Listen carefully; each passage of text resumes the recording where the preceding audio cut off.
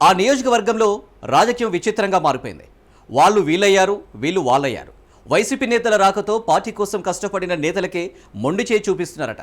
దీంతో తీవ్ర అసంతృప్తి చెందిన కొందరు నేతలు పార్టీకి దూరంగా ఉంటే మరికొందరు అంటిముట్టనట్టు వ్యవహరిస్తున్నారు. ఇంతకీ ఎక్కడా నియోజకవర్గం? పార్టీ కోసం కష్టపడిన వాళ్ళకే కష్టాలు పెడుతున్న నేతలెవరు?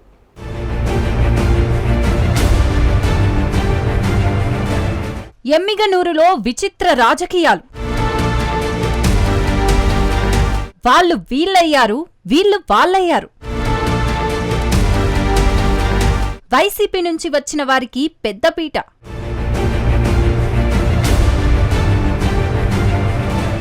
ఎమ్మిగనూరు టీడీపీలో విచిత్ర పరిస్థితి నెలకొంది. ఎన్నికల ముందు వరకు టీడీపీ అభ్యర్థి బీవీ జయనాగేశ్వరరెడ్డి గెలుపు కోసం ఆ పార్టీ నేతలు తీవ్రంగా శ్రమించారు. కొంతమంది వైసీపీ నేతల దాష్టికానికి ఆస్తులు నష్టపోతే మరికొంతమంది కేసులు ఎదుర్కొన్నారు. ఎవరు ఎన్ని ఇబ్బందులు పెట్టినా పార్టీ జెండా వదలలేదు. జయనాగేశ్వరరెడ్డి గెలుపు కోసం తీవ్రంగా శ్రమించారు. చివరకు టికెట్ వస్తుందో రాదో అనే పరిస్థితి ఉన్నా నేతలు, కార్యకర్తలు జయనాగేశ్వరరెడ్డిని విడిచిపెట్టలేదు. ఆయనకే టికెట్ ఇవ్వాలని ప్రతి మీటింగ్లోనూ గలమెత్తారు. చివరకు నేతలు, కార్యకర్తల బలంతో టికెట్ దక్కించుకొని ఘన విజయం సాధించారు జయనాగేశ్వరరెడ్డి.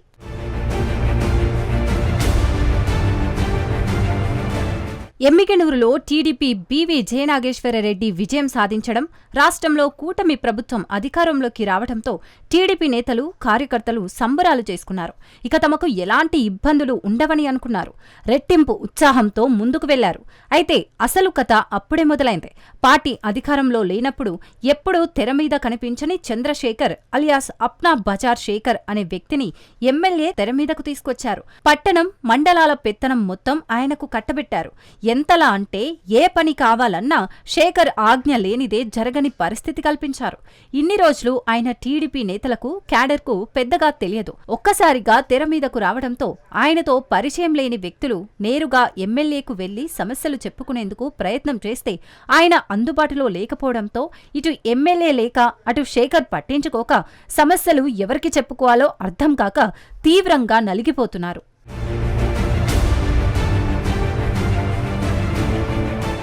ఎమ్మిగనూరులో అప్నా బజార్ శేఖర్కు బీవీ నాగేశ్వరరెడ్డి పెత్తనం కట్టబెట్టిన తర్వాత ఆయన సొంత నియోజకవర్గాన్ని పెంచుకునేందుకు ప్రయత్నాలు చేస్తున్నట్లు తెలుస్తోంది.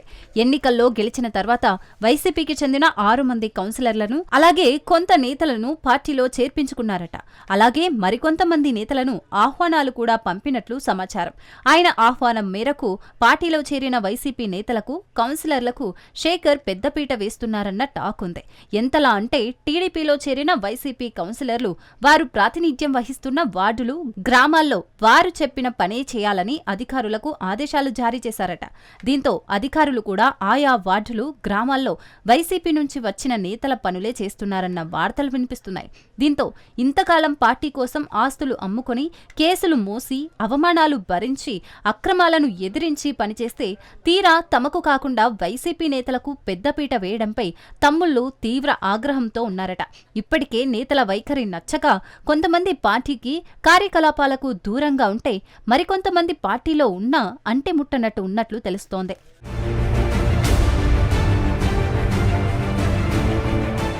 ఎమ్మెల్యే, ఆయన అనుచరుడు అప్నా బజార్ శేఖర్ వైఖరి వల్ల చాలా మంది తెలుగు తమ్ముళ్లు నిస్తేజంలోకి వెళ్లిపోయారట. శేఖర్ తన వర్గాన్ని పెంచుకునేందుకు వైసీపీ నేతలను ఎక్కువగా పార్టీలోకి చేర్చుకుంటుండటంతో ఆయా గ్రామాలు, వార్డుల్లో ఆధిపత్య పోరు మొదలైంది. పక్క పార్టీ నుంచి వచ్చిన వారు అధికారం చెలాయిస్తుంటే పార్టీ గెలుపు కోసం శక్తివంచన లేకుండా కృషి చేసిన టీడీపీ నేతలు మాత్రం ప్రతిపక్ష పార్టీకి చెందిన నేతల్లా తయారయ్యారు. జిల్లా పెద్దలు కూడా అన్నీ తెలిసినా చూసి చూడనట్టు వ్యవహరిస్తున్నారన్న విమర్శలున్నాయి. దీంతో పార్టీ కోసం నిజంగా కష్టపడిన నేతలు కనుమరుగయ్యే పరిస్థితి దాపురించింది. అదే జరిగితే పార్టీ ప్రాణమిచ్చే కార్యకర్తలను వదులుకొని పక్క పార్టీ నుంచి వచ్చిన వారిపై ఆధారపడడం ఎప్పటికైనా ప్రమాదమంటున్నారు రాజకీయ విశ్లేషకులు.